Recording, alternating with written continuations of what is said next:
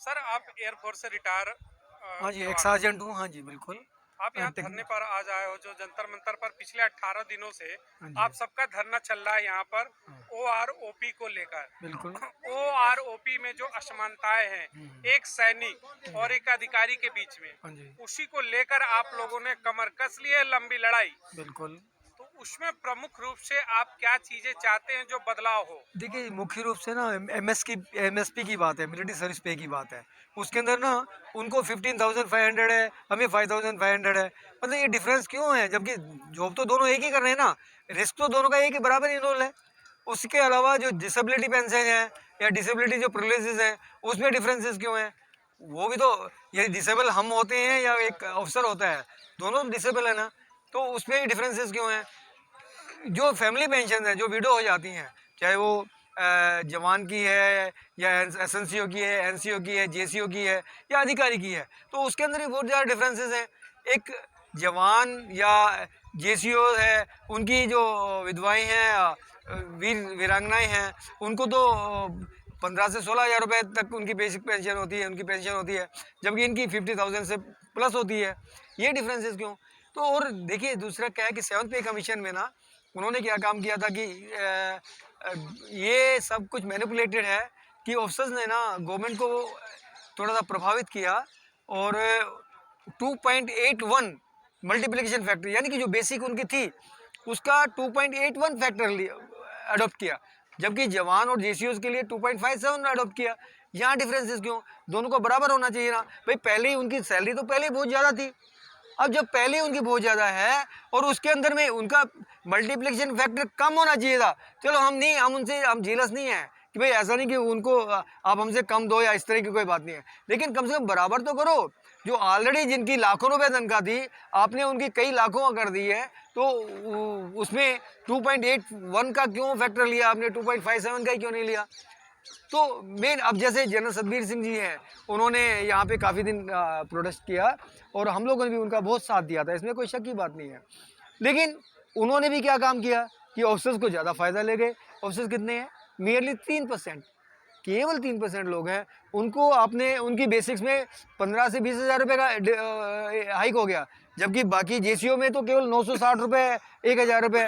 हमें तो चलो जो सार्जेंट्स हैं या एसएनसीओज हैं या हवलदार हैं, इनमें तो फिर भी चलो 2,000 रुपीज़ का है, लेकिन उनमें तो बिल्कुल भी नेग्लिजिबल है। और इनफैक्ट क्या है कि यदि आप ध्यान से सोचें तो जो जेसीओज होते हैं ना, वो बैकबोन होती है किसी भी डिफेंस सर्विसेज की। क्यों? उनको अपने सबॉर्डिनेट से काम लेना होता है। ऑफिसर्स तो बाद में आते हैं और उनका कोई ज़्यादा बहुत ज़्यादा ना एग्जीक्यूशन और प्लान्स में ना, एग्जीक्यूशन में कोई बहुत ज़्यादा इनका इंपॉर्टेंट रोल नहीं होता। एग्जीक्यूट तो नीचे वाले ही करते हैं ना, जेसीओ अपने नीचे वाले को ऑर्डर देगा और वो उस काम को कंप्लीट करेंगे। तो ये जो बातें हैं जिसके कारण कि हम कहेंगे कि देखो, अन्याय तो हुआ ही है।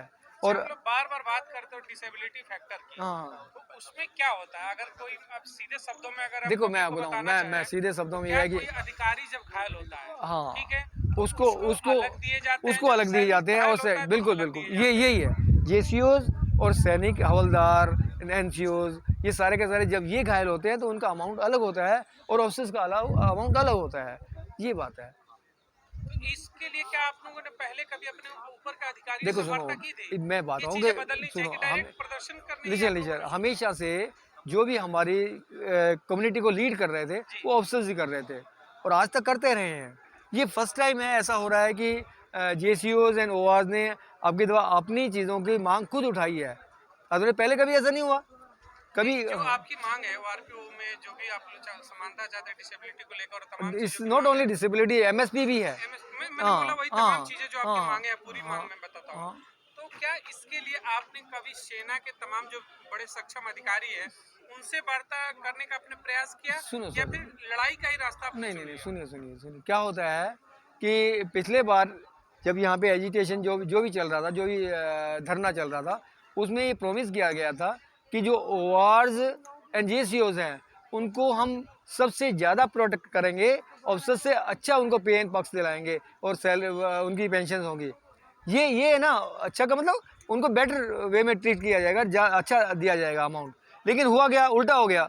ऑफिसर्स को ज़्यादा दे दिया और मेंस को, जो नीचे वाले हैं जेसीओज एंड ओआरज हैं, उनको बिल्कुल कम दे दिया। इसलिए एक बात बताएं, हाँ जी अब आपकी लड़ाई ही सीधी सीधी देखने में आ रही है कि ऑफिसर्स बनाम सर, ये डिफरेंस क्यों, ये नहीं इतना नहीं, डिफरेंस वही क्यों? तो मेरा सवाल देखिए, है। देती जब तो इतनी मेरी बात बड़ी सुनो लड़ाई सर, है तो कैसे लड़ोगे? मेरी बात सुनो, देती तो सरकार है ना। और मैंने आपको पहले कहा है कि ऑफिसर्स तो केवल 3% तो हैं, 97% तो जेसीओ से ओवर हैं। तो उनको ज़्यादा प्रोटेक्ट करोगे, उनको ज़्यादा प्रोटेक्ट करोगे। और जो ऑलरेडी भरा हुआ है, पहले से उनके पास गब्बर है, खूब उनको पेंशन मिल रही है, तो उनको आप और ज़्यादा बढ़ा के दे रहे हो। क्यों उनको इतना इतना क्यों भाई, बाकी उनको क्यों नहीं? मैं और आपके ही सवाल पे आ रहा हूँ। हाँ आपने जी कहा ना कि वो गब्बर है, हाँ वो 3% है, आप 97 हो, हाँ लेकिन वो पावरफुल है, वो अधिकारी है, उनके पास पैसा है, पावर है, सत्ता में सहयोग है। सर, इतना डिफरेंस तो नहीं होना मैं चाहिए, यही इतना पूछना डिफरेंस तो चाहता नहीं होना हूँ चाहिए। हाँ जी कि आपकी लड़ाई, क्या आपको लगता है कि 3% वाले जो मजबूत हैं, देखिए मैं आपको उनसे आपकी लड़ाई लंबी चल सकती देखिए, है? एक्चुअली लड़ाई ना तो हमारी ऑफिसर से है ना हमारी गवर्नमेंट से है। हम तो केवल अपने अधिकारों को एक्सपोज कर रहे हैं कि भाई हमारे ये अधिकार हैं, हमें दिए जाएं। हम लड़ाई लुड़ी के, हम तो डिसिप्लिन फोर्स में रहे हैं। फोर्स के ही एक हाँ बड़े अधिकारी का वीडियो वायरल हुआ, हाँ उसमें कहा गया है कि इसे जो धरना है, जो प्रदर्शन चल रहा है, उसको उसको कुचला जाए, देखो, उसे यदि खत्म किया जाए। सुनो, यदि तो समझिए कि आपके ऊपर प्रेशर आ रहा मैं है। जो बोल रहा हूँ सर, यदि इस तरह का शब्द किसी ने प्रयोग किया है कि उसको कुचला जाए, तो देखो, जब जो आग लगी होती है ना कहीं भी, और उसको ज़्यादा कुरेदा जाता है तो अग्नि तेज होती है, तो भभक जाती है। तो लोग हैं ना जो जेसीओ ओवर्स हैं, यदि इस तरह की कोई बातें करेगा तो ये जो एजिटेशन है वो ज़्यादा उग्र होगा, इससे कम नहीं होने वाला, बढ़ेगा। अब तो ये है कि गवर्नमेंट को ये है कि कोई म्यूचुअली बैठ के ना अपनी अंडरस्टैंडिंग से आपस में बात करें, और उसके हिसाब से कहीं ना कहीं एक स्टेज पे आके कंप्रोमाइज़ कर लें। और जो लागू किया है ना ओआरपी अभी सेकंड ओआरपी 2, तो उसको immediately it must be stop अच्छा, अभी। आप सेना के तमाम जो बड़े अधिकारी हैं, इस मंच से आपका उनके लिए एक छोटा संदेश। देखिए, वो अल्टीमेटली हैं तो हमारे ही कम्युनिटी से हैं, हमारी कम्युनिटी से, हम उनके अगेंस्ट में नहीं हैं। हम ये करें कि जो डिस्पैरिटीज़ हैं, जो इतने डिफरेंसेस हैं, उनको ख़त्म करो भाई। कम से कम आपको तनख्वाह मिलती है ना अफसर की, तो अफसर की तनख्वाह लो ना। अब जो बाकी के अलाउंसेस है भाई, रिस्क अलाउंस जो है, आप उसमें क्यों डिफरेंस कर रहे हो? रिस्क तो आपसे ज़्यादा तो सिपाही का और लेसनाय का और जेसीओज का है। आगे तो वही, फ्रंट में तो वही होते हैं, आप तो लास्ट में होते हो या आप ऑफिस में बैठे होते हो।